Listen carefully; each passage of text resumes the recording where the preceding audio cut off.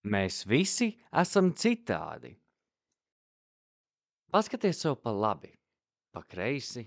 Tu noteikti pamanīsi fiziskas atšķirības starp sevis un tiem, kas tev sēž blakus. Dažāda matu vai acu krāsa, vienam īsāks deguns, otram platāks, taču atšķirības starp katru no mums slēpjas arī dziļāk.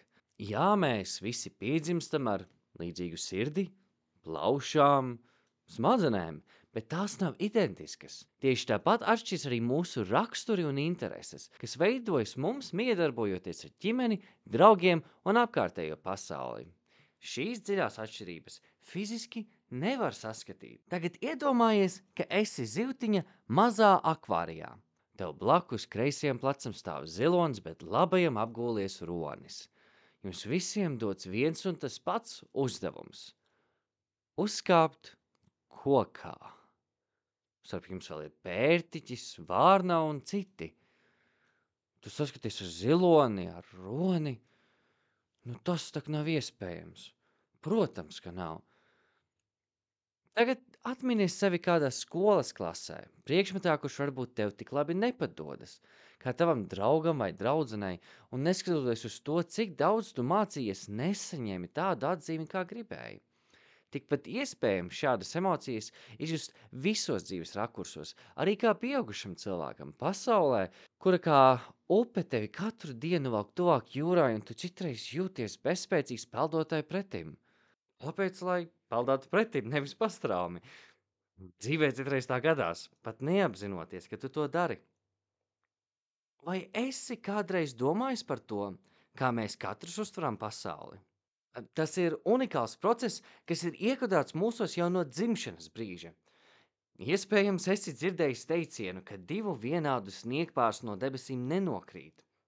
Arī mēs katrs esam unikāli veidoti. Puse no mūsu ģenētiskā koda, jeb DNS, nāk no tēta, un otra pusīte no mammas. Kopā šīs divas daļas izveido unikālu DNS ķēdīti, kas nosaka mūsu fiziskās, kā arī psiholoģiskās īpašības. Dažkārt šis ģenētiskais kods dzimšanas procesā var veidoties ar nelielām variācijām.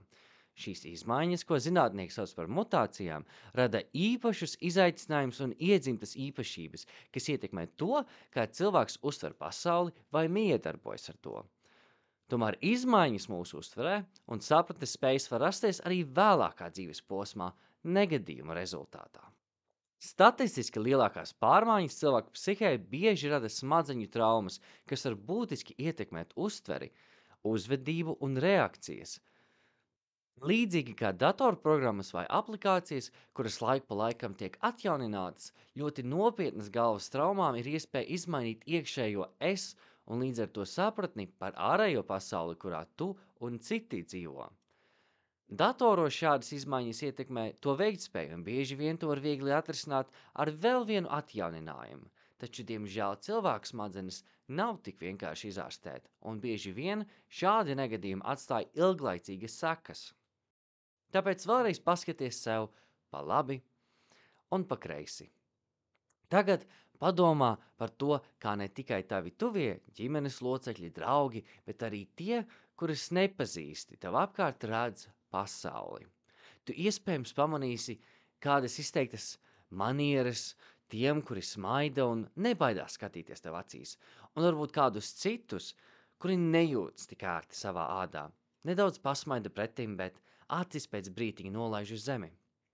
Tāpat kā cilvēki ir iedalīti ekstravertos un introvertos un vairākos personalitāšu tipos, tikpat daudzveidīgi ir arī mūsu prāti un emocijas, ko izjūtam. Tas mūs padara unikālus. Tāpēc būsim iecietīgi pret citiem, jo ik katrs no mums pasauli uztver savādāk.